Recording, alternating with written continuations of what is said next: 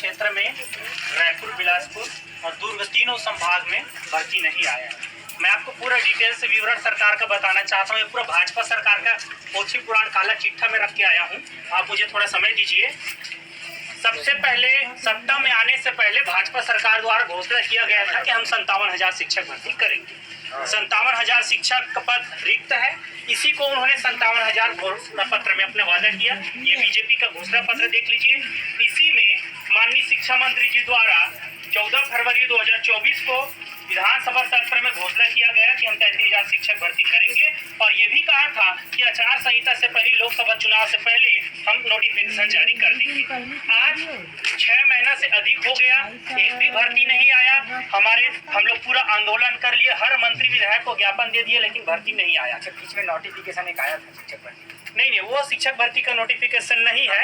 ये आप घोषणा पत्र देखिए भाजपा का, इस पर स्पष्ट लिखा है प्रदेश में सरकार बनती ही 57,000 शिक्षक भर्ती करेंगे। मंत्री के द्वारा, शिक्षा मंत्री बृजमोहन अग्रवाल के द्वारा सदन में घोषणा किया गया 33,000 शिक्षक भर्ती, जिसका बजट विवरण भी बताया गया। 1600 करोड़ रुपए लागत आ रहा है। इसका नोट शीट चलाकर इनके वित्त विभाग को भी भेजा गया। इसको भेजा गया था वित्त मंत्री ओपी चौधरी को, फरवरी में ही भेज दिया गया था। उसके बाद मंत्री जी यहाँ खुद लिखते हैं कि प्रदेश में 78,000 शिक्षक के पद रिक्त हैं, इसमें कोई अतिरिक्त भार नहीं आएगा, आप अनुमति दीजिए, भर्ती चरणबद्ध होगा। इसके बाद बीच में और सूचना मिला कि भर्ती 2 चरण में आएगा।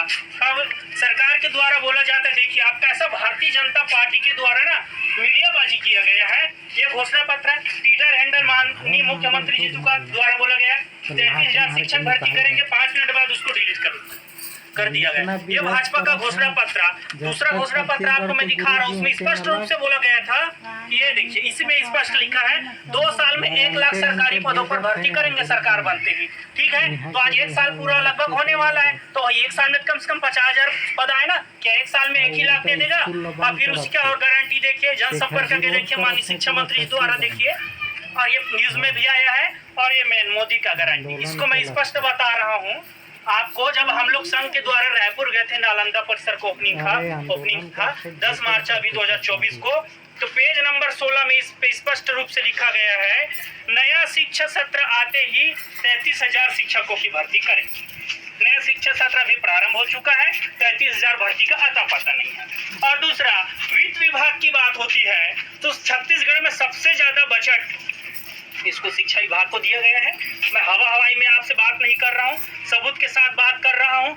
ये देखिए 18% छत्तीसगढ़ में शिक्षा को बजट दिया गया है, 21,489 करोड़ रुपए।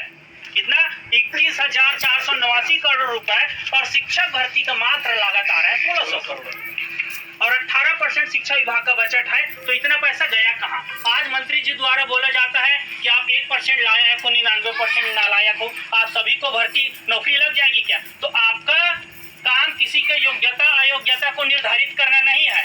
आपने घोषणा पत्र में वादा किया 57,000 का, 33,000 का सदन में जो एक मंदिर है उन लोगों के लिए, वहां घोषणा किया है, तो आप भर्ती निकालिए, पैसा पर्याप्त है भाई। जब 21,489 करोड़ स्कूल शिक्षा विभाग के लिए जारी किया गया है और मंत्री जी यहाँ स्पष्ट बोल रहे हैं कि कोई अतिरिक्त भार नहीं आएगा, जो विभाग का बजट आप आवंटन किए हैं उसी में भर्ती करना है, तो आखिर 33,000 शिक्षक भर्ती गया कहाँ? दूसरा, अभी आपको बताना चाह रहा हूँ, युक्तिकरण कर रहा है सरकार के द्वारा। युक्तिकरण करिए, हम उसका समर्थन है।